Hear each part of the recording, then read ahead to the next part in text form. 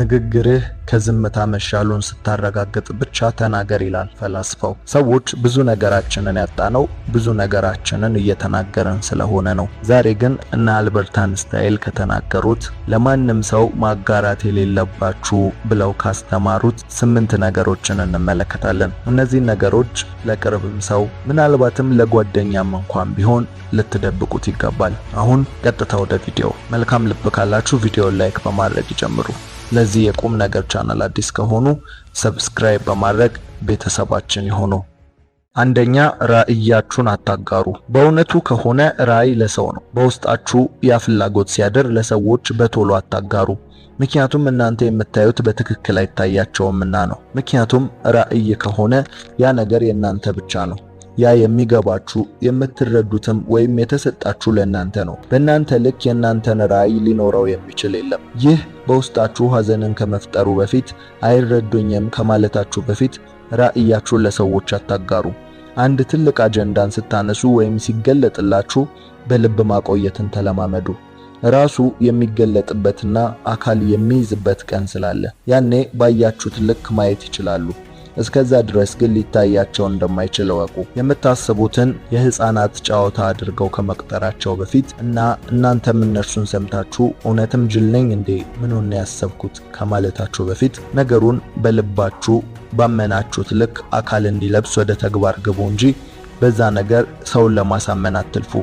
እስቲ ያስቡት፣ መጀመሪያ ሰው በሰማይ ላይ መብረር የሚል ሐሳብ የመጣለት ሰው በጓደኞቹና በህብረተሰቡ ዘንድ አውሮፕላንን ከመስተራቱ በፊት ሐሳቡን ሊያስረዳ ቢሞክር ምን ሊፈጠር እንደሚችል። ራዕይ የሆነበት ምክንያት ሁሉም ሰው ማየት ባለመቻሉ ነው። ስለዚህ ራዕያችሁን ለማንም አታጋሩ።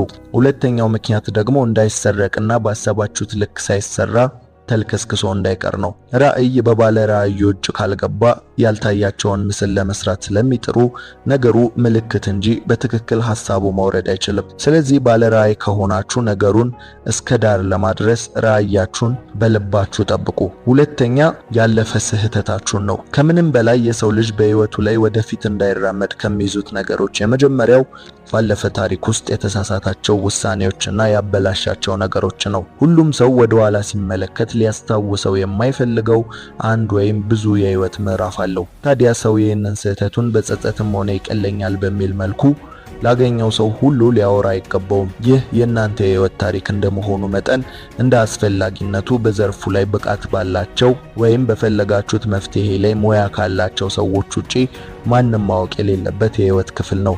ምክንያቱም ያለፈ ስህተቶቻችሁን ለሰዎች በማውራት ትክክል ልታደርጉት አትችሉምና ነው። ይህንን ማድረጋችሁ ወይም መናገራችሁ በሰው ዘንድ ንቀትንና የእናንተን ብቃትና ችሎታን ለመቀበል እስኪቸገሩ ድረስ ባለፈ ስህተታችሁ ለእናንተ ያላቸው ግምት ይበላሻል። ያለፈ ስህተታችሁን ስትናገሩ ሁልጊዜም በተቃራኒው ስለ እናንተ የሐሜት መድረክን እየፈጠራችሁ መሆኑንም አትርሱ። በተናገራችሁበት ቅስፈት ከጀርባ ስለ እናንተ መወራት ይጀምራል። ያልሆናችሁትን ማንነት ይሰጧችኋል። ከዛም በኋላ በጥርጣሬ መታየት ትጀምራላችሁ። ለእናንተ የነበራቸውን ፍቅርና አክብሮት እምነትንም ማጣት ይጀምራሉ። ከዚያም ለምታደርጓቸው ነገሮች ሁሉ የአሁን ስራችሁን ከበፊት ማንነታችሁና ታሪካችሁ ጋር ማነጻጸር ይጀምራሉ። ትንሹ ጥፋታችሁና ስህተታችሁ ሁሉ ከዛኛው ማንነታችሁና ታሪካችሁ ጋር በመደባለቅ እንደ ትልቅ ጥፋት መታየት ይጀምራል። ምናልባትም ከፍ ካለ መገለልና መድሎንም ልትቀበሉ ትችላላችሁ። ከምንም በላይ እናንተን ተገዢ ያደርጋችኋል። ይህን ለተናገራችሁት ሰው ሁሉ ማጎብደት ትጀምራላችሁ። የህይወታችሁን ሪሞት ሰጧቸዋላችሁ። ይህን ሚስጥር ስታጋሩ በፍቅርም ሆነ በይሉኝታ መልክ ሰዎች የሚፈልጉትን ነገር እናንተን ለማስደረግ እንደ ማስገደጃ ይጠቀሙበታል። ፍላጎታችሁን ይነጥቋችኋል። ከዛ በኋላ አለመግባባት እንኳን ቢፈጠር ከዛ ካመናችሁ ወዳጅ መለየት ይከብዳችኋል። ሳታውቁት የዛ ግንኙነት ፈላጊና ተለማማጭ ሆናችሁ ራሳችሁን ታገኙታላችሁ። ስለዚህ ብዙ የህይወት ወጣ ወረድ ውስጥ ከመግባታችሁ በፊት ያለፈ ስህተታችሁን ለሰዎች አታጋሩ። ሶስተኛ፣ ስለ ቤተሰባችሁ ነው። ምናልባትም በቤተሰብ ውስጥ እየኖራችሁ ይሆናል ወይም የራሳችሁ ቤተሰብንም መስረታችሁ ይሆናል። በሁሉም መንገድ ግን የቤተሰብ ገመና ለውጭ ሰው አሳልፋችሁ አትስጡ። በቤተሰብ ጉዳይ የተከሰተው ማንኛውም ነገር የሚመለከተው ቤተሰባችሁን ብቻ ነው። ይህ የሚከሰተው እናንተ ቤት ብቻ አይደለም። ሁሉም ቤትና ቤተሰብ የሚያልፍበት የራሱ ችግር አለ። ትንንሽ ጭቅጭቅና ትንንሽ ክርክሮች ይከሰታሉ። አለመስማማትም ሆነ አንዳንዴ ደግሞ መቋጫ የሌለው አለመግባባት ይኖራል። ነገር ግን በዚህ ጊዜ ክፍተት መፍጠር የለባችሁም። ለማንም ሰው ዳኝነት ጓደኛንም ሆነ ሌላ አካልን በቤተሰብ ጉዳይ አታስገቡ። ትልቁ መርከብ በትንሽ ቀዳዳ አብዝቶ በገባው ውሃ ምክንያት ሊሰጥም ይችላል። በተጨማሪም አንዳንዴ ከጸብና ከክርክር ውጪ ቤተሰብ የሚያልፍበት ሌላ የገንዘብና የህመም የተለያዩ ችግሮችን አሳልፋችሁ አትስጡ። ከማንም ጋር አትወያዩበት። ቤተሰባችሁን አደጋ ላይ አትጣሉ። ቤተሰባችሁ በእናንተ ምክንያት ድክመቱ ታውቆ ሀፍረት እና መሸማቀቅ ውስጥ ሊገባ አይገባም። ይህንን ስታደርጉ ደግሞ መጀመሪያውንም የቤተሰቡን ምስጢር የእናንተም ጭምር ስለሆነ ነው።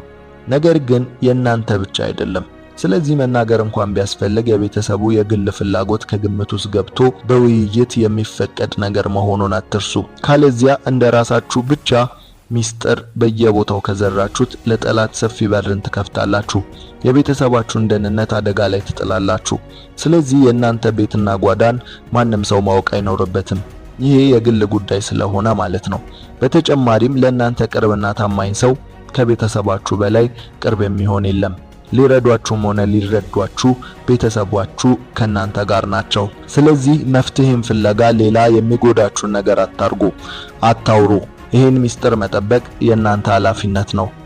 አራተኛ ገቢያችሁንና ተቀማጭ ገንዘባችሁን ነው። ገቢያችሁን መናገር የሌለባችሁ ዋነኛ ምክንያት በምትነግሩት ሰው ላይ በምታሳድሩት ተጽዕኖ ምክንያት ነው። ይህንን በሁለት መንገድ እንየው፣ ትልቅ ገቢና ትንሽ ገቢ ብለን። ትልቅ ገቢ የሚኖራችሁ ከሆነ በተናገራችሁ ጊዜ የሚፈጠረው በትንሹም ቢሆን ቅናት ሊሆን ይችላል። ቅናት ባይኖር እንኳን ግን በትልቅ ገቢያችሁና ጉራችሁ ምክንያት ብዙ ብድሮችን ትጠየቃላችሁ። ሳይኖራችሁ እንኳን ማበደር ቢያቅታችሁ ገቢያችሁን በመናገራችሁ ምክንያት አትታመኑም። ከዛም ብሶ ብታበድሩ እንኳን ለናንተ ለመመለስ ዝግጁ አይሆኑም። እሱ ምን አጣ ዝም ብሎ ነው እንጂ በሚል ብድራችሁን ላለመመለስ በዛም ምክንያት ግንኙነቱን እስከ መበላሸት ድረስ ይደርሳል። አንዳንዴም ብሬን ስጡኝ ስትሉ ይሄ ሁሉ እያገኘ ብለው ልክ እንደ ስግብግብ ይቆጥሯችኋል።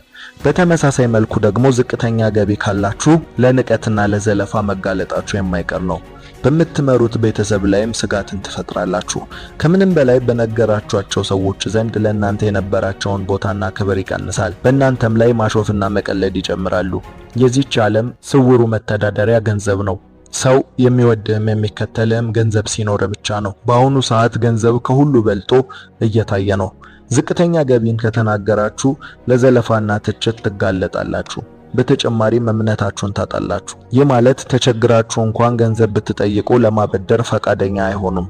ምክንያቱም ገንዘባችንን መመለስ አይችልም ብለው ስለሚያስቡ ነው። ስለዚህ ለማንም ሰው ስለ ገንዘባችሁ አትናገሩ። ይህን አጠቃሉ ተቀማጭ ገንዘባችሁን መናገር ደግሞ ለቤተሰብ ደህንነታችሁ ስጋትን መፍጠር እንደሆነ ወቁ። ሰዎች ሰውን በገንዘቡ መጠን ስለሚያወጡ ማለት ነው። ራሳችሁን እያስገመታችሁ መሆኑን ተረዱና ስለ ገቢያችሁና ተቀማጭ ገንዘባችሁ ለማንም አትናገሩ። አምስተኛ ማን ወዳጃችሁ ማን ጠላታችሁ እንደሆነ ነው። ይህ በጣም አደገኛና ከባድ መረጃ ነው። አንተ የሆንከው በአካባቢ ነው። አካባቢ ህልውናክ ነው። ያንተ ትክክለኛ ወዳጆች ሁሌም የማይታወቁ መሆን አለባቸው። የጠላቶቻችሁ ዋና ዓላማ ከእናንተ በፊት አቅራቢያችሁ ያሉ ሰዎች ስለሆኑ አስተውላችሁ እዩ። ዘራፊና ገንዘብ ተቀባዮች ራሱ ያገቱት ሰው ሁሌም ዓላማቸው አይደለም። ዓላማቸው ባገቱት ሰው ጋር ጥሩ ወዳጅነት ያለው ለዛ ለታገለው ሲል ምንም መክፈል የሚችለው ሰው እንጂ። ስለዚህ እናንተን ለማጥቃት ትልቁ መንገድ የምትወዱትን መንጠቅ ነው፣ የምታምኑትን መጥለፍ ነው። እዛ ሰው ጋር ስለእናንተ በቂ መረጃ ሊገኝ ስለማይችል ማለት ነው። ስለዚህ ሁሌም ወዳጃችሁን ለሰዎች አትናገሩ። የምትወዷቸውን በልባችሁ ጠብቁ፣ ሚስጥር አድርጓቸው። በተጨማሪም ጠላታችሁንም ጭምር። ስለ ጠላታችሁ ስታወሩ ሌላ ቦታ ያለ ጠላታችሁ ከጠላታችሁ ጋር ያብራል። ማንን እንደምትፈሩና ማንን እንደማታምኑ ስትናገሩ የራሳችሁን ደህንነት እያጣችሁ ትሄዳላችሁ። ጠላቶቻችሁ በተመሳሳይ ፍላጎት ላይ የሚያገናኛቸውን ድልድይ ትፈጥራላችሁ። ምናልባትም ጠላቶቻችሁ እርስ በርሳቸው ባይተዋወቁ እንኳን የጠላቴ ጠላት ወዳጄ እንደሚባለው የእናንተ ጠላት በመሆናቸው ብቻ እርስ በርስ ይወዳጃሉ። ስለዚህ ስለ እያንዳንዱ ሰው በእናንተ ዘንድ ስላለው ቦታ ለሰዎች በግልጽ አትናገሩ። ወዳጆቻችሁንም ጠላቶቻችሁንም በልቦቻችሁ ያዙ። ስድስተኛ የስኬት ሚስጥራችሁን እና የወደፊት እቅዳችሁን። ይህ ማለት ሌሎችን አታበረታቱም ወይም አትረዱም፣ አታግዙም ማለት አይደለም። ነገር ግን ለስኬት ያበቋችሁን እነዛ ሚስጥሮችን ማጋራት ተገቢ አይደለም፣ ወይም ይህ ራሱን የቻለ ጊዜና ቦታ ያለው ነገር ነው። እስቲ ተመልከቱ፣ የትኛውም ሀብታም፣ የትኛውም ስኬታማ ሰው አንድ በአንድ ሁሉንም ነገር አይዘረግፍም። ምክንያቱም እናንተ ስኬታማ የሆናችሁት ሌሎቹ ያንን ስለማያውቁም ጭምር ነው። አንዳንዴ እንደ ስኬቱ አይነትና ይዘት የሚነገሩ የስኬት ሚስጥሮች ቢኖሩም ነገር ግን አብዛኛው የቢዝነስና የሥራ ፈጠራ ስኬቶች ሚስጥራቸው መጠበቅ ይኖርበታል። በአንድ እውነተኛ ታሪክ ላስረዳችሁ። አንድ ሰው በዩኒቨርሲቲ ውስጥ ገንዘብ ይቸግረውና ቢዝነስ ለመስራት ያስባል። ከዚያም ከብዙ ሐሳብ ውጣ ውረድ በኋላ አንድ ሐሳብ ላይ ይደርሳል። ያም ሐሳብ ከዚህ በፊት እርሱ ለራስ ምታት የሚጠቀመው ቀለል ያለ መድኃኒት ጎን ለጎን ለእግር ሽታም ጥሩ እንደሆነ ከአንድ ሰው የሰማ ጊዜ ነው። ከዛም በቀጣዩ ቀን ያንን መድኃኒት ገዝቶ ኤክስፐሪመንት ሲያደርግ እውነት ሆኖ አገኘው። ቀጣዩ ስራው ግን ያንን የራስ ምታት መድኃኒት እየገዛ እየፈጨ በሌላ ላስቲክ ማሸግ ነበር። ይህም የስኬት ሚስጥርን መደበቅ ይባላል። ከዛም ይህ ሰው ለእግር ሽታ መድኃኒት እያለ ከፋርማሲ በ5 እና 10 ብር የገዛውን መድኃኒት በ50 ብር እና በ100 ብር በትምህርት ቤት ውስጥ ማከፋፈል ጀመረ። ይህ ሰው ያንን ስራ ሰርቶ የሚፈልገውን ገንዘብ አግኝቶ ከዛ ስራ ለቆ እስኪወጣ ድረስ መድኃኒቱን ከምን እንደሚያመጣው ለማንም አልተናገረም ነበር። ይህ ማለት ነው ስኬታማ የሆንበትን ሚስጥር ለማንም አለማጋራት ማለት። ይህ ሰው ስኬታማ የሆነው ሚስጥርን መጠበቅ በመቻሉ እንጂ መድኃኒቱ ቀላልና የትም ፋርማሲ የሚገኝ ነበር። ስለዚህ ቀደም እንዳልኩት እንደ ስኬቱ አይነትና ይዘት ቢለያይም ነገር ግን የስኬታችሁን ሚስጥር ተንትናችሁ ለማንም አትናገሩ። እንዲሁም በተያያዥነት የምናነሳው የወደፊት እቅዳችሁን ነው። የሰው ልጅ ወደፊቱን በአይነ ህሊናው የመሳል ከፍተኛ አቅም አለው። ይሄ ኢማጂኔሽን ደግሞ ወደ እቅድና ወደፊት ላይ ብዙ እንድታስቡ ያደርጋል። ያም በውስጣችሁ ልዩ ስሜትን ይፈጥራል። በዛም ጊዜ ተናገሩ የሚል ስሜት በውስጣችሁ ይፈጠራል። በአጭሩ የሰው ልጅ አዲስ ሐሳብና የወደፊት እቅዱን ለሰዎች የመናገር ጥልቅ ፍላጎት ያድርበታል። ይህ ግን ሁለት ጉዳት አለው። አንደኛ አእምሮአችን የሚጠቀመው ዘዴ ሲሆን፣ ሁለተኛ ሰዎች ጋር በመድረሱ የሚፈጥረው ስሜት ነው። አንደኛ አእምሮአችን የሚጠቀመው ስሜት ስንል አእምሮ በተደረገና ሊደረግ ባለው ነገር መካከል የሚለየው በሚሰማን የእርካታ ስሜት ብቻ መሆኑ ነው። ያም ማለት ነገሩ ከመደረጉ በፊት ያንን የእርካታ ስሜት ካገኘ ነው ነገሩ እንደተደረገ የመቁጠር ባህሪ ያለው። ይህም ለዛ ነገር የሚያሳድረውን ግፊትና ኃይል እየቀነሰ ይመጣል። በዚህም ምክንያት ያቀድነውን ሳናደርግ እንቀራለን ማለት ነው። ሰው እቅዱን፣ የወደፊት ዓላማውን ለሰዎች በቃል ሲናገር የእፎይታና የእርካታ ስሜት ይሰማዋል። እንዲናገርም የሚያስገድደው ኢነርጂ ለዚሁ ነው። ስለዚህ በተናገረበት ቅስፈት ከውስጡ ውጥረት ያርፋል፣ እፎይታንም ያገኛል። ያኔ አእምሮ ነገሩ እንደተደረገና እንደሆነ መቁጠር ይጀምራል። ስለዚህ ለዛ ተግባር ያወጣ የነበረውን ኢነርጂ፣ ኃይልና ግፊት ይቀንሳል፣ ያቆማል። ብዙዎቻችን በዚህ ምክንያት የምንፈልገውን ነገር ሳናደርግ ቀርተን እናውቃለን። እናቅዳለን፣ አንፈጽመውም። ምክንያቱም ለሰዎች በመናገራችን ምክንያት ኢነርጂያችንን ስላወጣን ነው። ስለዚህ እቅዳችንን ለሰዎች መናገር የሌለብን አንደኛው ምክንያት ይሄ ነው። ሁለተኛው ደግሞ በመናገራችን ምክንያት በነገርነው ሰው ላይ የምናሳድረው ስሜት ነው። ሰው ምንም ያህል ጥሩና መልካም ቢሆን ራሱን ግን ማወዳደሩ የማይቀር ነው። ይህ ማለት በምትነግሯቸው ነገር ሊያበረታቷችሁና ሊያደንቋችሁ ይችላሉ። በተቃራኒው ግን በውስጣቸው የበታችነት ስሜትን፣ ራሳቸውን ማወዳደርን ይጀምራሉ። ይህ አውቀውም ይሁን ሳያውቁ ቅናት ሊፈጠር ይችላል። ሁሉንም ግን አያጠቃልልም። ነገር ግን ቅናት የሚፈጠርባቸው ሰዎች በተለያየ መንገድ ለእናንተ መንገድ መሳካት እንቅፋት ይሆናሉ። እምነትና ቃል ኃይል አላቸው። ይህ ማለት እነዛ ሰዎች በእናንተ ላይ የቅናትና እንዳይሳካላችሁ ቃል ሊያወጡ ይችላሉ፣ ወይም እንደማይሳካላችሁ ሊያምኑ ይችላሉ። ይህ በተዘዋዋሪ ሁሉ ነገር ኢነርጂ በሆነበት ዓለም ውስጥ እናንተ ጋር በማታውቁት መንገድ ተጽዕኖ መፍጠሩ የማይቀር ነው። የእነርሱ የእናንተን ውድቀት መመኘትና መፎካከር አንዳንዴም ብሎ ሐሳባችሁን መስረቅ ድረስ የሚደርስ ትልቅ ውጣ ውረድ ውስጥ ሊከታችሁ ይችላል። ስለዚህ የእነሱን ኢነርጂ የእናንተን ተነሳሽነት ሊያጠፋው ይችላል። አንዳንዴም አይሆንም፣ አይሳካም የመሳሰሉ ተስፋ አስቆራጭ ሁኔታ ስር ሊከታችሁ ይችላል። ስለዚህ መቼም ቢሆን የወደፊት እቅዳችሁን ዝም ብላችሁ አትናገሩ። በልባችሁ ስር መያዝና ማቆየትን ተለማመዱ። ሰባተኛ ጥንካሬያችሁንና ድክመታችሁን። ጥንካሬያችሁን መናገር የሌለባችሁ ያ የእናንተ ቁልፍ ስለሆነ ነው። ጥንካሬያችሁን አሳዩ እንጂ አትናገሩ። ምክንያቱም ጥንካሬያችሁ ምንጭ አለው። ማንም ጠንካራ ሰው ደግሞ የሚጥለው ሌላ ነገር አለው። የመጽሐፍ ቅዱሱም ሳምሶን ጠንካራ ሰው ነበረ። ጥንካሬውም ይታይ ነበር። ነገር ግን ጥንካሬው በፀጉሩ እንደሆነ የተናገረ ጊዜ ያኔ ጥንካሬውን ተነጠቀ። ስለዚህ የጥንካሬያችሁ ምንጭ ወይም ጥንካሬያችሁን አትናገሩ፣ ምክንያቱም ጠላቶቻችሁ በተመሳሳይ እናንተን ለመጥለፍ ስለሚያሴሩ ነው። ሌላኛው ችግሮቻችሁንና ድክመታችሁን መናገር የለባችሁም። ይህ ለብዙዎች እንዴት ሊያስብል ይችላል።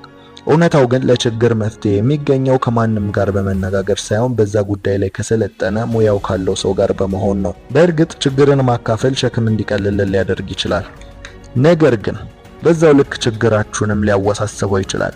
ምክንያቱም 70% የሚሆነው ሰው በትክክል ችግራችሁን ሲሰሙ ይደሰታሉ። 20% የሚሆነው ሰው ደግሞ ስለዛም ጉዳይ ግድ አይሰጠውም። ከመስባት ባለፈ ምንም አይነት እርዳታ አይሰጣችሁም። 10% የሚሆነው ሰዎች ብቻ ይጨነቃሉ። ነገር ግን መፍትሄን ከነሱም ለማግኘት እድሉ የጠበበ ነው። ተጨነቁ ማለት መፍትሄ ያላቸው ማለት ስላልሆነ። ስለዚህ ለችግራችሁ ፕሮፌሽናል መፍትሄን ፈልጉ። ያ ማለት ለበሽታ ከሆነ ሐኪም፣ ለቢዝነስ ከሆነ የቢዝነስ አማካሪ፣ ለሙያ ከሆነ የሙያ አማካሪ፣ በህግ ጉዳይ ከሆነ ጠበቃን፣ ለአእምሮ ጭንቀት ከሆነ የስነ ልቦናን አማካሪ ቢሆን ይመረጣል። ስለዚህ በየትኛውም ሁኔታ ውስጥ ችግራችሁን ለሰዎች አታጋሩ። ሁልጊዜም ችግራችሁን ለሰዎች ስትናገሩ እናንተ የሚመስላችሁ ሁሉም ሰው የእናንተን ጭንቀት የሚጨነቅ ስሜታችሁ የሚገባው። ነገር ግን ይህንን ስታደርጉ ሁሉም ማለት ባንችልም አብዛኛው ሰው እናንተን እንደ ደካማ ከነርሱ እንዳነሳችሁ አድርገው ይቆጥሯችኋል። ይህን በማድረጋችሁ ማንም ህመማችሁን አይካፈላችሁም። የነርሱ የሳቅ ምንጭ የቡና መጠጫ ከመሆኑ ውጪ አማራጭ የላችሁም። አንዳንዱ ደግሞ ቢረዳችሁ እንኳን በረዳችሁ ልክ ከፍተኛ እርዳታን ወይም እጥፍ ምላሽን ፈልጎ በውለታ ያስራችኋል። ስለዚህ በአጠቃላይ ችግራችሁን ለሰዎች አትናገሩ። ስምንተኛውና የመጨረሻው ስለ ሰው አትናገሩ። ይህ በተለምዶ ሐሜት የምንለው ነው። እናንተ መታማት አትወዱም፣ ስለ እናንተ እንዲወራ አትፈልጉም። ታዲያ ለምን ስለ ሌላ ሰው ታወራላችሁ? ግድግዳን ስትገፉት በተመሳሳይ ፎርስ እናንተን ይገፋችኋል። ያም አክሽን ሪአክሽን ፎርስ ይባላል። ህይወትም እንደዚህ ነው። እናንተ ስለ ሌላ ሐሜት ላይ በተሳተፋችሁ ቁጥር ስለ እናንተም የሚወራው ወሬ አድማሱ እየሰፋ ይሄዳል። ምድር ላይ ያወጣችሁትን ኢነርጂ ውጤቱን ታገኙታላችሁ። ጊዜያችሁን ስለ ሰው በማውራት አታጥፉ። ጓደኛ ሲታማ ለኔ ብለህ ስማ እንደሚባለው እናንተ ስታሙ የሚሰሙ ሰዎች ነገ እነርሱንም እንደምታሟቸው ማሰባቸው ወይም መገመታቸው አይቀርም። ደግሞም ልክ ናቸው። ስለዚህ ሐሜትን ስለ ሰው ማውራትን አቁሙ። ምንም አይነት የሰው ስህተትን በሌላ ሰው ፊት አጋፍጣችሁ አትስጡ። የሰው ገመናን፣ ሚስጥርን የመሸከም ትከሻችሁን አስፉ። ያኔ እናንተ በሰዎች ዘንድ ጥሩ ታማኝነት፣ ተወዳጅነት ይኖራችኋል። ስለዚህም በምንም ሁኔታ ስለ ሰው አታውሩ። በዚህ ሁሉም ሰው ካሜራውን ኦን አድርጎ አደባባይ ላይ ለመኖር በሚጣጣርበት ዘመን ህይወታችሁን ደበቅ አድርጉ ብሎ ማስተማር ሞኝነት ሊመስል ይችላል። ምክንያቱም በዚህ ዘመን ታሪክ፣ ህመም፣ ኑሮ፣ ስቃይ፣ ሁሉ ነገር ገንዘብ እያስገኘ ስለሆነ በዚህ ጊዜ የምንበላውን፣ የምንጠጣውን፣ ጓዳችንን፣ ኑሯችንን ሁሉ አደባባይ ላይ ብናወጣ ገዢ አናጣምና እንሸጠዋለን። በዚህም የሁሉም ሰው አይምሮ ተጠልፎ ሁሉም ሰው በእጁ ባለችው ስልክ የኔ የሚለውን ሳያስቀር ሁሉንም የቤተሰቡንም ሆነ የግሉን ነውርን ሁሉ እያወጣ እየሸጠ ይገኛል። እዚህ ጋር ግን አንድ እውነት አለ። ሁሉንም ታሪክ ይመዘግበዋል። በማይጠፋ የኢንተርኔት መረብ ላይ ለሚያልፍ ቀን ብላችሁ የምትሸጡት እነዛ ህመሞች፣ ነውሮች ሁሉ ነገ ልጆቻችሁን፣ ትውልዶቻችሁን ሊያሳፍር ይችላል። ዛሬ ለእናንተ ታሪክ የተከፈላችሁ ገንዘብ ከዛ በላይ ስለሚያወጣ እንጂ ገዢው ሞኝ ስለሆነ አይደለም የሚገዛችሁ። ታዲያ ይህንን የምንናገረው ግን ዘመኑን ተረድተው ትክክለኛውን ነገር ይዘው ጊዜው የሰጣቸውን እድል ተጠቅመው የሚሰሩትን አላልኩም። እየተናገርን ያለነው የማይሸጥን ነገር፣ ነውርን፣ ህመምን ሁሉ የቤተሰብን ጓዳ ሁሉ አደባባይ ላይ ለሚያወጡ እንጂ። እነዚህ 8 ነገሮችን ለግላችሁ አድርጋችሁ በመያዝ ህይወታችሁን ጤነኛ ማድረግ ትችላላችሁ። ዛሬ የምንነጋገረው በዓለማችን ላይ እጅግ በጣም ረክሶ ስላለው ነገር ግን ዋጋው ወደር የማይገኝለት አንድ ድንቅ ምስጢር ነው። እሱም ዝምታ ነው። በየቀኑ በሚጮህ ዓለም ውስጥ እየኖርን ሁሉም ሰው የራሱን ድምፅ ለመስማት በሚጋፋበት በክርክርና በወሬ ተጨናንቀናል። ሶሻል ሚዲያው እየጮህብን ነው። በዙሪያችን ያሉ ሰዎች ሁሉ ትኩረታችንን ለመሳብ እየተጣጣሩ ነው። በዚህ ሁሉ ውስጥ ግን እኛ እየደከምን ኃይላችን እየተሟጠጠ ይገኛል። ምክንያቱም ትልቁ ኃይል ያለው በጩኸት ውስጥ ሳይሆን በዝምታ ውስጥ ስለሆነ ነው። ብዙዎቻችን ዝምታን እንደ ድክመት፣ እንደ አለማወቅ ወይም እንደ መሸነፍ እንቆጥረዋለን። ነገር ግን እውነታው ከዚህ በተቃራኒ ነው። ዝምታ ብልህነት ነው። ዝምታ ጥበብ ነው። ዝምታ ደግሞ ከማንኛውም ጩኸት በላይ የሚሰማ ኃይለኛ ድምጽ ነው። ታላላቅ ፈላስፋዎችና የጦር መሪዎች በዓለማችን ላይ ተጽዕኖን የፈጠሩት ስኬታማ ሰዎች የዝምታን ዋጋ ጠንቅቀው ያውቃሉ። ምክንያቱም ትልልቅ ውሳኔዎች የሚወሰኑት፣ ድንቅ የፈጠራ ስራዎች የሚወለዱትና እውነተኛ የውስጥ ሰላም የሚገኘው በጸጥታ ውስጥ ብቻ ስለሆነ ነው። ዛሬ በዚህ ቪዲዮ ዝምታን እንደ መሳሪያ በመጠቀም እንዴት ህይወታችሁን መለወጥ እንደምትችሉ የሚያሳዩ 7 የዝምታ ኃይሎችን በዝርዝር እንመለከታለን። እነዚህ 7 ነጥቦች በዝምታችሁ ዓለምን እንዴት ማሸነፍ እንደሚቻላችሁ፣ ጠላቶቻችሁን ግራ እንዴት ማጋባት እንደምትችሉና የቃላቶቻችሁን ዋጋ እንዴት መስቀል እንደምትችሉ ያስተምራችኋል። አንዳንዴም ለጥያቄዎች ሁሉ ጥልቁ መልስ ዝምታ ብቻ ነው። አንዳንዴም ከሺህ ቃላት በላይ አንድ ዝምታ ብዙ ነገርን ይናገራል። የውስጥ ሰላማችሁን ለማግኘት በሄዳችሁበት ሁሉ ተከባሪ ለመሆን ዝግጁ ከሆናችሁ እስከ መጨረሻው አብራችሁን ቆዩ። ምክንያቱም ከነዚህ 7 ነጥቦች መካከል አንዱን እንኳን መተግበር መጀመር ህይወታችሁን ወደማትገምቱት ከፍታ ሊወስደው ይችላል። ዝግጁ ከሆናችሁ እንጀምር።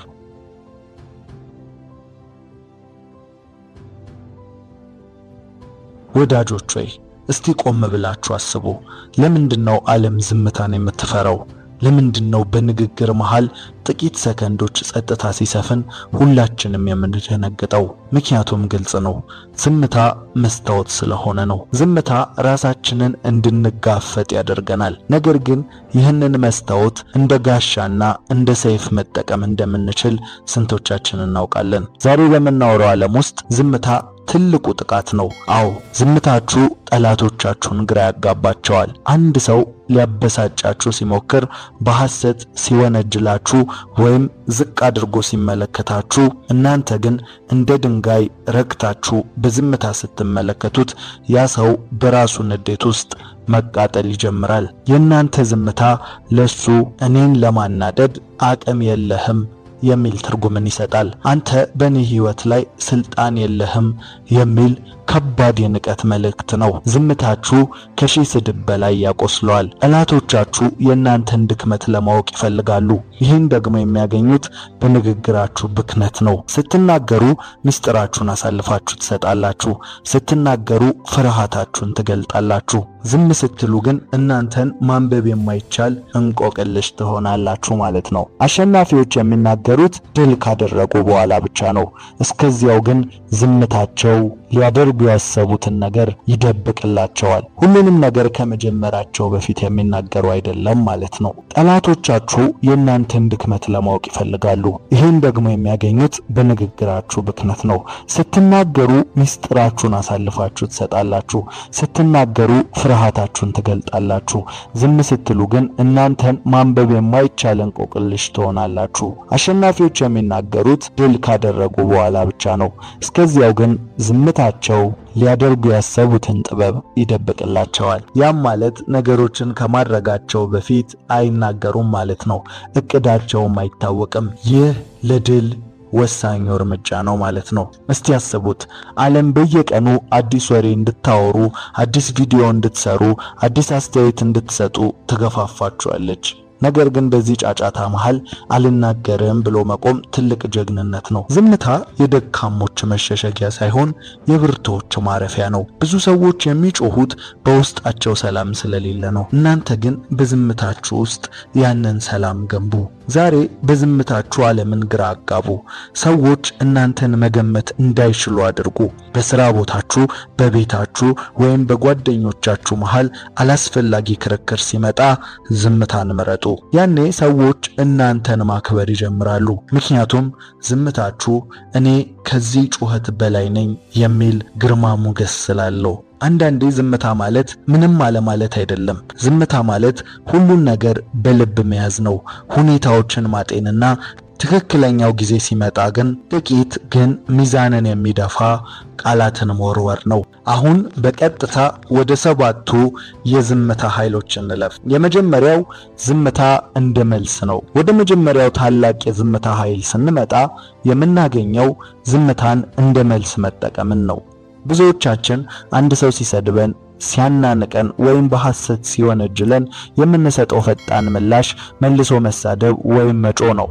ነገር ግን እውነተኛው ድል ያለው በምላስ ፍልሚያ ውስጥ ሳይሆን በዝምታ ጥበብ ውስጥ መሆኑን ስንቶቻችሁ ታውቃላችሁ? ዝምታ እንደ መልስ ሲያገለግል 2 ትልልቅ ስራዎችን ይሰራል። አንደኛው ለተናጋሪው ሰው አንተ እኔን ለማናደድ ወይም የኔን ስሜት ለመቆጣጠር አቅም የለህም የሚል ከባድ የንቀት መልእክትን ያስተላልፋል። ሁለተኛው ንግግርና ቃላትህን አውጥተህ ኃይልህን ከማዳከም ይጠብቅሃል። ታዋቂው የፋርስ ገጣሚ ሩም እንዲህ ይላል፣ ዝምታ የእግዚአብሔር ቋንቋ ነው፣ ሌላው ሁሉ ግን ደካማ ትርጉም ነው ይላል። ይህ ማለት ካላስፈላጊ ጭቅጭቅ ዝምታ በይበልጥ እውነትን ይገልጻል ማለት ነው። አንድ ታሪክ ላንሳላችሁ። በአንድ ወቅት አንድ ግለሰብ ወደ ታላቅ አስተማሪ ቡድሃ ዘንድ መጣና በብዙ ሕዝብ ፊት ይሰድበው፣ ይዘልፈው፣ ይተፋበት ጀመር። ቡድሃው ግን ለአፍታ እንኳን አልተቆጣም።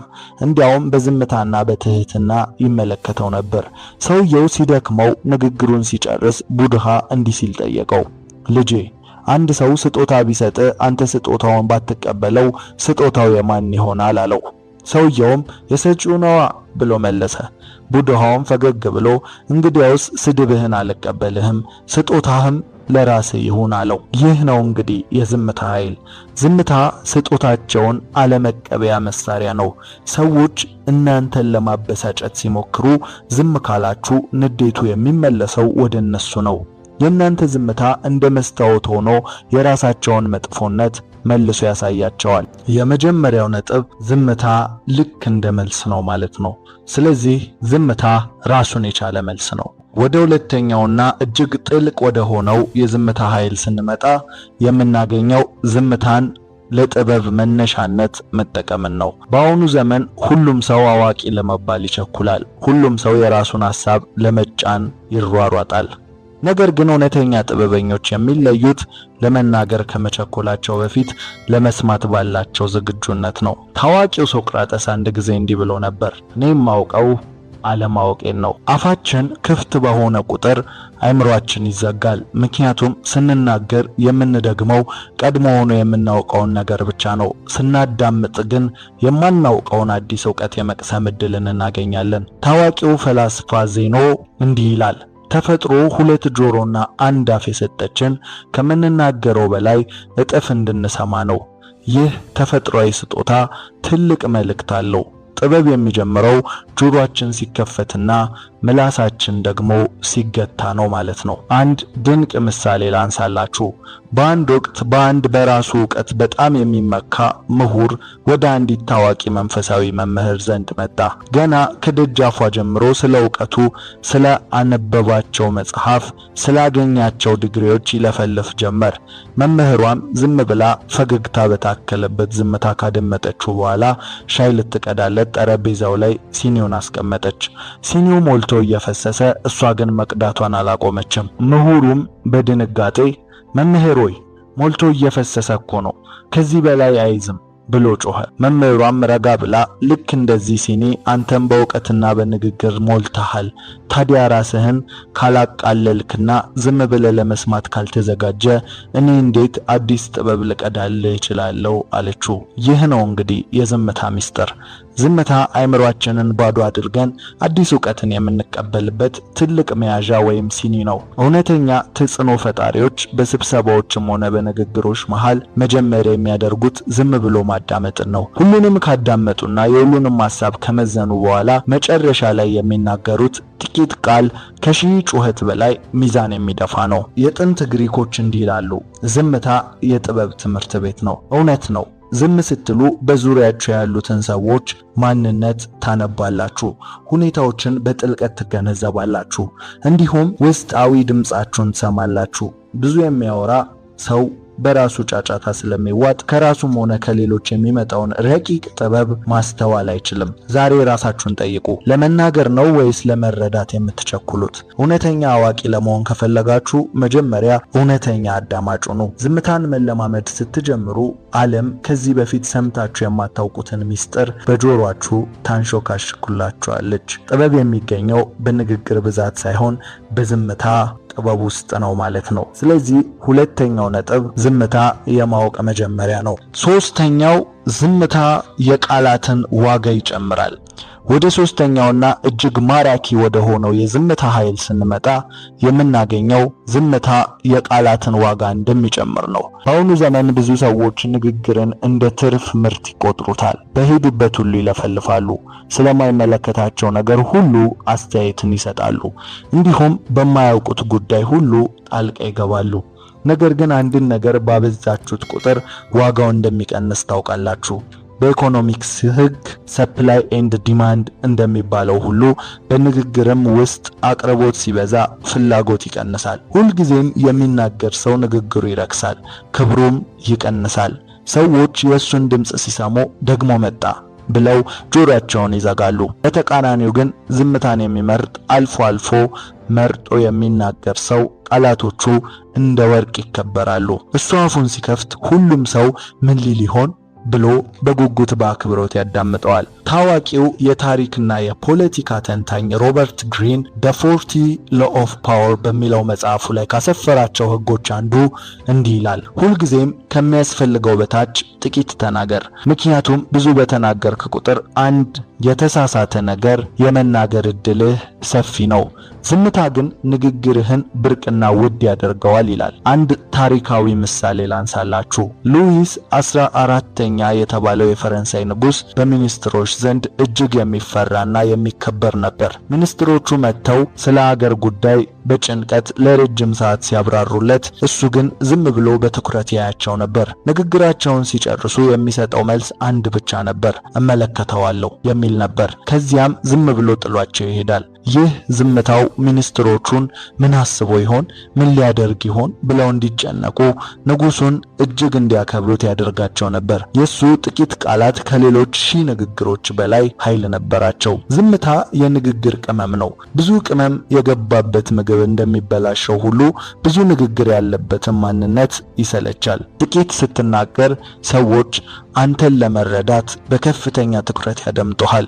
ቃላቶችህ ሚዛን ይደፋሉ፣ ንግግርህም ተሰሚነትን ያገኛል። ዝምታ በንግግር ዙሪያ የግርማ ሞገስ አጥርን ይገነባል። ሰዎችም እናንተን ዝቅ አድርገው ለማየት ይፈራሉ። ዛሬ ራሳችሁን ጠይቁ። እንዴት ነው የምትናገሩት? አካባቢያችሁ ላይ በንግግራችሁ እንዴት ትታወቃላችሁ? ዝም ብሎ የሚናገር እሱ ልማዱ ነው ተውት ያውራ የምትባሉ አይነት ሰዎች ናችሁ? ወይንስ በዝምታችሁ የምትከበሩና እርሱ ምን አለ እርሱ ምን ተናገረ እየተባለ የሚጠየቅላችሁ ሰዎች ናችሁ? ስለዚህ የዝምታን ኃይል መጠቀም ከፈለጋችሁ ጥቂት በመናገር የቃላቶቻችሁን ዋጋ አስወድዱ ማለት ነው። ስለዚህ ሶስተኛው ነጥብ ይህ ነው። የቃላቶቻችሁን ዋጋ ለማስወደድ ጥቂት መናገርን ምርጫችሁ አድርጉ።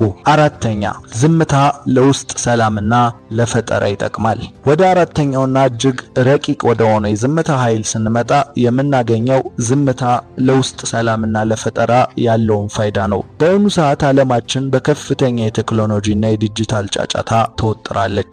ስልካችን ይጮሃል፣ ማስታወቂያዎች ይጮሃሉ፣ የሰዎች ሐሳብ በአእምሯችን ውስጥ ይተረማመሳል። በዚህ ሁሉ ትርምስ ውስጥ ግን ትልቁን ነገር እናጣለን። እሱም የራሳችንን የውስጥ ድምጽ ነው። ዝምታ ለአእምሮአችን ልክ እንደ እንቅልፍ ረፍት ነው። አእምሮ በጫጫታ ሲሞላ አዳዲስ ድንቅ ሐሳቦችን ለማመነጨት ቦታ አይኖረውም። የታላላቅ ሳይንቲስቶች፣ የደራሲያን፣ የሰዓሊያን ታሪክን ብትመለከቱ ትልልቅ ግኝቶቻቸውን ያገኙት በብቸኝነትና በዝምታ ውስጥ ሆነው ነው። ዝምታ አእምሮአችሁን ያጠራዋል፣ ሐሳቦቻችሁ እንዲሰበሰብ ያደርጋል፣ እንዲሁም የተደበቁ የፈጠራ አቅሞቻችሁን እንዲቀሰቀስ ያደርጋል። ታዋቂው የፊዚክስ ሊቅ አልበርት አንስታይን እንዲህ ይላል፣ የብቸኝነትና የዝምታ ሰዓት መደጋገም የፈጠራ አእምሮን ያነቃቃል ይላል። አንስታይን ለዓለም የለገሳቸው ረቂቅ የፊዚክስ ሕጎችን ያገኘው በቤተ ሙከራ ውስጥ ብቻ ሳይሆን ብቻውን በዝምታ ሆኖ በምናቡ ሲጓዝ ነበር። ዝምታ ለፈጠራ ሰዎች ነዳጅ ነው። ምክንያቱም በጸጥታ ውስጥ ብቻ አጽናፈ ሰማይ ሚስጥሯን ታንሾካሽካለች። አንድ ድንቅ ምሳሌ ላንሳላችሁ። አንድ ሰው የጠፋበትን ውድ ሰዓት ጭድ በሞላበት ክፍል ውስጥ ይፈልገው ነበር። ለረጅም ሰዓት ቢፈልግም ሊያገኘው አልቻለም። ከዚያም አንድ ትንሽ ልጅ መጣና እኔ እፈልግልሃለሁ አለው። ልጅ ወደ ክፍሉ ገብቶ ለጥቂት ደቂቃዎች ዝም ብሎ ቆመ። ከዚያም በቀጥታ ወደ ሰዓቱ ሄዶ አነሳው። ሰውየውም ገረመውና እንዴት አገኘው ሲል ጠየቀው። ልጁም ሲመልስ ምንም አላደረኩም፣ ዝም ብዬ ቁጭ አልኩ። ክፍሉ ጸጥ ሲል የሰዓቱን ቲክ ቲክ የሚል ድምጽ ሰማሁት። ያ ድምጽ ደግሞ ወደ ሰዓቱ መራኝ አለው። ይህ ነው እንግዲህ የዝምታ ምስጢር። ሕይወታችሁ በጫጫታ ሲሞላ ትክክለኛውን አቅጣጫ የሚያሳያችሁን የውስጣችሁን ድምጽ መስማት አትችሉም። ዝምታ ግን ያንን ቲክ ቲክ የሚል የልባችሁን ድምጽ እንድትሰሙ ይረዳችኋል። ዝምታ ውስጥ ስትሆኑ ጭንቀታችሁ ይረግባል፣ ትንፋሻችሁ ይስተካከላል፣ እንዲሁም የውስጥ ሰላማችሁ ይመለሳል። ብዙ ሰዎች ዝምታንና ብቸኝነትን ይፈራሉ፣ ምክንያቱም ራሳቸውን መጋፈጥ አይፈልጉም። ነገር ግን እውነተኛ ጥንካሬ የሚገኘው ከራስ ጋር በዝምታ በመቆየት ውስጥ ነው። ዛሬ ራሳችሁን ጠይቁ። በቀን ውስጥ ለስንት ደቂቃ በዝምታ አሳልፋለሁ? ስልካችሁን አጥፍታችሁ ራሳችሁን ከጫጫታ አርቃችሁ በዝምታ ትቀመጣላችሁ? ዝምታ የሕይወታችሁን አካል ስታደርጉት ቀደም ሲል ፈልጋችሁ ያጣችሁትን ሰላም፣ የፈጠራ አቅምና ችሎታችሁን በራሱ ጊዜ ወደ እናንተ ይመለሳል። ታላላቅ ሐሳቦች የሚወለዱት በጸጥታ ውስጥ ስለሆነ። ስለዚህ አራተኛው ነጥብ ዝምታ ውስጣችሁን እንድታዳምጡና የውስጥ ሰላምና መረጋጋታችሁን እንድታገኙ ይረዳችኋል ማለት ነው። አምስተኛ ዝምታ እንደ ጥንካሬ ነው። ወደ አምስተኛውና እጅግ አስገራሚ ወደ ሆነው የዝምታ ኃይል ስንመጣ የምናገኘው ዝምታን እንደ ጥንካሬ መገለጫ መጠቀምን ነው። ብዙ ሰዎች ዝምታን እንደ ፍርሃት፣ እንደ መሸነፍ፣ እንደ ድክመት ይቆጥሩታል። ምላሽ ካልሰጠው ተሸነፍኩ ብለው ያስባሉ። ነገር ግን እውነታው ከዚህ በተቃራኒ ነው። መጮህና መከራከር ለማንም ቀላል ነው። ዝም ብሎ ሁኔታዎችን ማለፍ ግን የከፍተኛ ራስን የመግዛት ወይም የብርቱ ማንነት ውጤት ነው። ዝምታ የውስጥ ጡንቻችሁን መጠንከሩን የሚያመለክት ምልክት ነው። አንድ ሰው ሲሰድባችሁ ወይም ሲያበሳጫችሁ ስሜታችሁን ተቆጣጥራችሁ ንግግራችሁን መክታት ስትችሉ፣ ቅድም እንደተነጋገርነው ለነሱ እንደ መልስ ሲያገለግል ለናንተ ግን እንደ ጥንካሬ ይቆጠራል። ስለዚህ ዝም ማለት በራሱ ለናንተ የጥንካሬ ምንጭ ነው። ምክንያቱም ዝምታችሁ ማንም ሰው እናንተን በቀላሉ ሊያናውጥ እንደማይችል ለዓለም የምታሳዩበት ትልቁ ኃይላችሁ ነው። አንድ ታሪክ ላንሳላችሁ። በጃፓን ታሪክ ውስጥ እጅግ የሚፈሩ ሳሙራያኖች የሚታወቁት በሰይፍ ጥበባቸው ብቻ ሳይሆን በዝምታቸውና በረጋ ማንነታቸው ጭምር ነው። አንድ ወቅት አንድ ወጣት ሳሙራይ አንድን ሽማግሌና አንጋፋ ሳሙራይ ለውጊያ ይጋብዘዋል። ወጣቱም ሳሙራይ ሽማግሌውን ለማበሳጨትና ትኩረቱን ለመበተን ሲል ይሰድበዋል። ስለ ቤተሰቡ መጥፎ ነገር ይናገራል። አልፎም ተርፎ ይተፋበታል። ሽማግሌው ሳሙራይ ግን አንድ ቋጥኝን ረግቶ አይኑን እንኳን ሳይቀበዘበዝ በዝምታ ይመለከተው ነበር። በመጨረሻም ወጣቱ ሳሙራይ በንዴትና በድካም ጥሎት ይሄዳል። የሽማግሌው ሳሙራይ ተማሪዎችም ጠየቁት፣ መምህር ሆይ ለምን እንዲህ ሲሰድብ ዝም አልከው? ለምን በሰይፍ አልቀላኸውም? መምህሩም እንዲህ ብሎ መለሰላቸው፣ ልጆቼ ሆይ ዝምታ ከሰይፍ በላይ የተሳለ ነው። ኃይላችሁን ሳታባክኑ የሌሎችን ኃይል መንጠቅ የምትችሉበት ትልቁ መሳሪያ ቢኖር ዝምታ ነው። ይኸው አትመለከቱም? ትቶ ሄዷል። እንዲሁም ባሸንፈውም ከዚህ የተለየ ነገር አላደርግም። ነገር ግን በሰይፌ ብፋለመው ኃይሌን አወጣለሁ።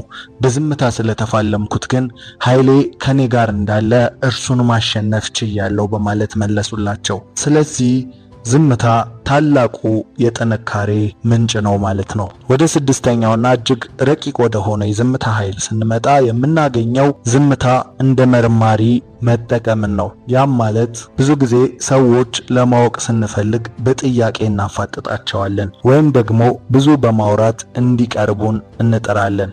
ነገር ግን ሰዎችን በትክክል ለማወቅ እውነተኛ ማንነታቸውንም ለመረዳት ከጥያቄ በላይ ዝምታ ኃይል እንዳለው ታውቃላችሁ? ይህ የዝምታ ጥበብ በስነ ልቦና ባለሙያዎች፣ በታላቅ ተመራማሪዎች ዘንድ በአዌከንድ ሳይለንስ ያልተለመደ ዝምታ ተብሎ ይጠራል። ሰዎች በባህሪያቸው ዝምታን አይወዱም። በመካከላችሁ ዝምታ ሲሰፍን ይጨነቃሉ። ያንን ዝምታ ለመስበር ደግሞ መናገር ይጀምራሉ። ያኔ ነው እንግዲህ ዝም ብለው ሲናገሩ የማይፈልጉትን ምስጢር የሚያወጡት፣ እውነተኛ ስሜታቸውን የሚያሳዩትና ማንነታቸውን የሚገልጡት። ታዋቂው የንግድ ሥራ መሪ የቀድሞ የኤፍቢአይ ተደራዳሪ ክሪስ ቮስ እንዲህ ይላል። አንድ ሰው ተናግሮ ሲያበቃ ለጥቂት ሰከንዶች ዝም ብለህ በትኩረት ካየኸው ያ ሰው ዝምታውን ለመግደል ሲል ብቻ መናገር የሌለበትን ተጨማሪ መረጃ ይሰጥሃል። ይህ ነው እንግዲህ ዝምታን እንደ መርማሪ የሚሰራበት መንገድ። ሰዎችን ለመፈተሽ፣ ሰዎችን ለመመርመር፣ ከናንተ ጋር ያላቸውን ግንኙነትና የሰዎችን ስለናንተ የሚያስቡትን ሐሳብ ለማወቅ የምትጠቀሙበት ዘዴ። ሰዎች ጋር ስትገናኙ፣ እንደ አዲስም ስትተዋወቁ ብዙ ከማውራትና ዝምታውን ለመስበር እናንተም ብዙ ምስጢርን ከማውጣት ይልቅ ሰዎቹን እንደ መርማሪ በመሆን ልትመረምሯቸው ትችላላችሁ። ይህ ነው እንግዲህ ቃላትን መሸፈኛ ሊሆኑ ይችላሉ።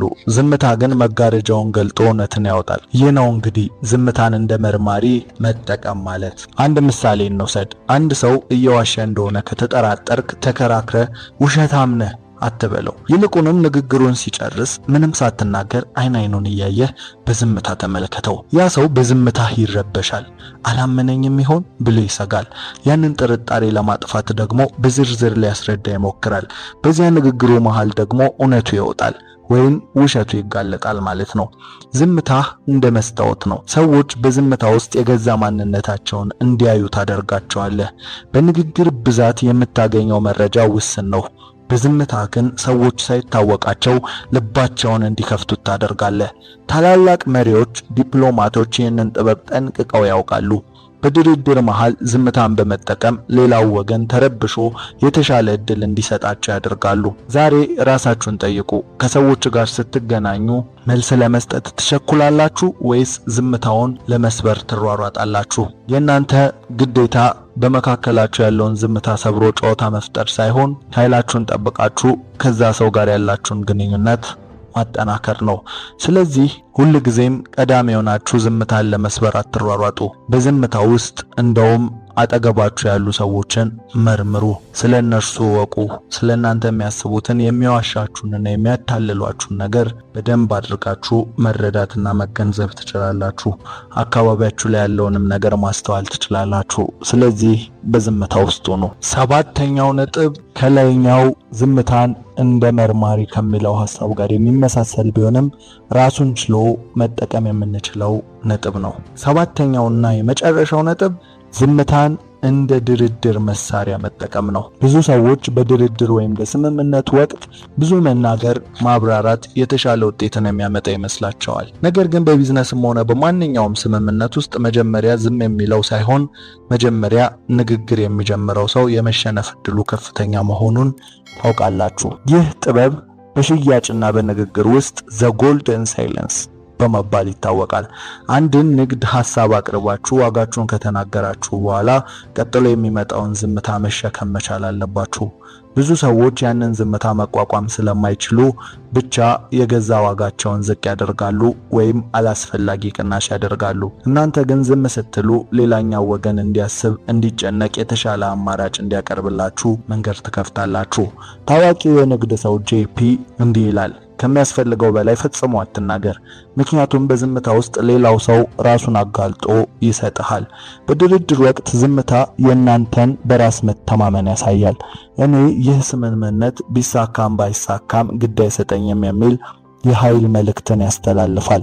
ዝምታችሁ ማንም ሰው እናንተን በንግግር ሊያታልላችሁ ወይም ሊገፋችሁ እንደማይችል ማረጋገጫ ነው። አንድ ምሳሌ እንውሰድ። ለሥራ ቅጥር ቃለ መጠይቅ ሄዳችሁ ስለ ደሞዛችሁ ተጠየቃችሁ እንበል። የምትፈልጉትን መጠን ተናገራችሁና ዝም በሉ። ቀጣሪው ዝም ብሎ ቢመለከታችሁ እንኳን እናንተም በፈገግታና በዝምታ ተመልከቱት። ያኔ ቀጥሎ የሚመጣውን ንግግር በእናንተ ቁጥጥር ስር ይሆናል። ብዙ ጊዜ ቀጣሪው ዝምታውን ለመስበር ሲል እሺ ይቻላል ወይም ሌላ አማራጭ አለህ ብሎ እናንተን የሚጠቅም ሐሳብ ያመጣል። ዝምታችሁ የቃላቶቻችሁን ክብደት ይጨምረዋል ማለት ነው። ዝምታ በድርድር ውስጥ የመጠባበቂያ ዘዴ ነው። ከመናገራችሁ በፊት ዝም ብላችሁ ማሰባችሁ በስሜት ሳይሆን በምክንያት እንደምትመሩ ያሳያል። ሰዎች እናንተን በቀላሉ ባዶ ሊያደርጓችሁ አይችሉም። ዝምታችሁ እንደ ግንብ ሆኖ ጥቅማችሁን ያስከብርላችኋል። ስለዚህ ዝምታን እንደ መደራደሪያ ጥበብ ተጠቀሙት።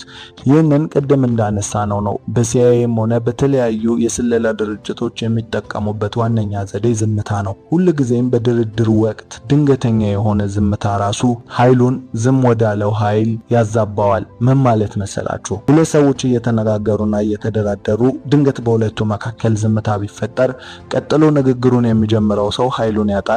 በዝምታው የቆየው ግን ኃይሉን ያገኛል ማለት ነው። ምክንያቱም ቀጥሎ የሚጀመረው ንግግር ቅድም እንዳልነው የዝምተኛውን ጥቅም የሚያስከብር ድርድር ይሆናል ማለት ነው። ስለዚህ ሁልጊዜም ቢሆን በምትደራደሩበት ጊዜ ዝምታን እንደ ኃይል ተጠቀሙት። በዋነኝነት የሚያስተላልፈው መልእክት ቅድም እንዳነሳሁት ጉዳዩ ተሳካም አልተሳካም ለኔ ያን ያህል አስፈላጊ አይደለም የሚልን ነው። ስለዚህ ከመደራደር ጥበቦች ደግሞ ዋነኛው በድርድር ላይ እናንተ የምታገኙትን ጥቅም ሰዎች እንዳያስተውሉት ማድረግ ወይም ደግሞ ለእናንተ ያ ነገር ምን ያህል አስፈላጊ እንደሆነ እንዳያውቁ ማድረግ ነው። ስለዚህ እናንተ ብዙ በተናገራችሁና ባብራራችሁ ቁጥር ያ ነገር ለእናንተ ምን ያህል አስፈላጊ እንደሆነ አውቀው በፍላጎታችሁ ላይ መጫወትን ይጀምራሉ። ስለዚህ ዝም በማለት ኃይልን ወደ እናንተ ሚዛኑንም ወደ እናንተ አዙሩ። ለዛሬ አዘጋጀንላችሁ የነበረ ከተመቻችሁ ላይክ፣ ለዚህ የቁም ነገር ቻናል አዲስ ከሆናችሁ ደግሞ ሰብስክራይብ በማድረግ ቤተሰባችን ይሁኑ። እናመሰግናለን።